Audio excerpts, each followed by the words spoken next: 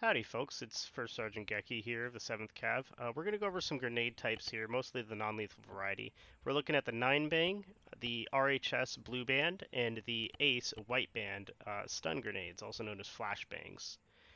So, the main difference between the two, and you're going to see the white flashbang pop off here in just a second by ACE. If you caught that explosion there, what you may not have seen is that all the enemies do is change position. If that wasn't obvious based off of the two white bands, next up we're going to toss the Ace 9-bang grenade, and you'll be able to see it pretty easily here when we toss this one out.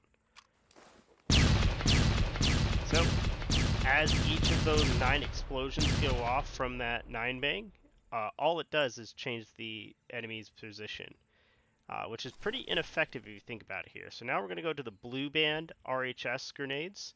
RHS has put in some pretty cool animations that stun and incapacitate the enemy, which is pretty effective there. The range on these is much larger compared to the ACE ones as well. They've got a range of about 50 meters from what I was testing in VR.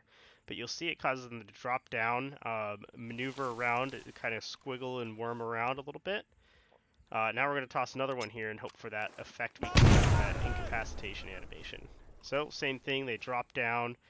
I'm wondering what the hell that is, and as they get up, you'll see that they achieve this stunned animation.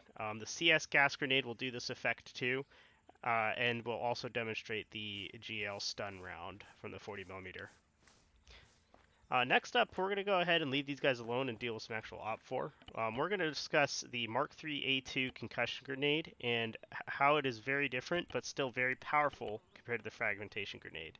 So, in the U.S. Army, the frag grenade is considered a defensive capability. Obviously, it does what it's supposed to do. It explodes and causes lots of fragments to go everywhere. And then the concussion grenade is an offensive tool utilized to breach and clear rooms. The reasons we wouldn't want to use a frag grenade is because fragmentation tends to go all sorts of places through stuff that we don't want it to go through, and it may potentially harm innocents. Whereas concussion grenades, and we'll actually see the effect of a frag grenade here. I'm just going to set it up to kind of just drop into this room, this concentrated room of enemy forces. Now, with these walls and everything, and you'll hear it when the grenade goes off, it's very easy for all that frag to just pierce through these walls and cause damage to ourselves outside of the building in the stack. That could also cause damage to friendlies, too, up to about 30 to 50 meters.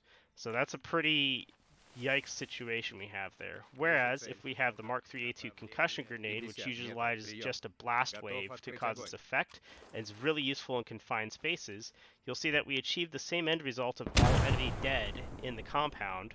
However, no risk of fragmentation. That's kind of the big benefit to this, and why the Army actually selects this as their grenade when they breach and clear rooms instead of frags most of the time. Just for added demonstration, I'm going to also show that effect as well.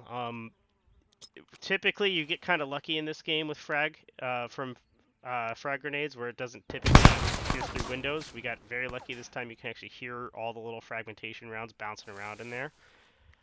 We'll do the same thing in this room with the concussion grenade, and really the only difference is with the concussion grenade, all you're going to get is concussed unless you're close enough to actually be in that building where that blast wave is trying to form through and everything. It's that aspect of confined space. That's what the concussion grenade works off very well in.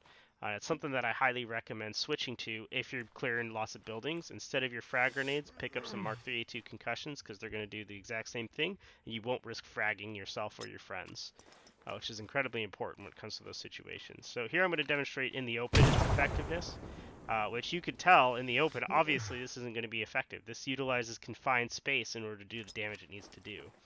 Whereas with the frag grenade, I'll toss it and run up towards it, so I'm about at the same point with it. As we run forward to take damage from that grenade, you'll see that we took velocity wounds from that.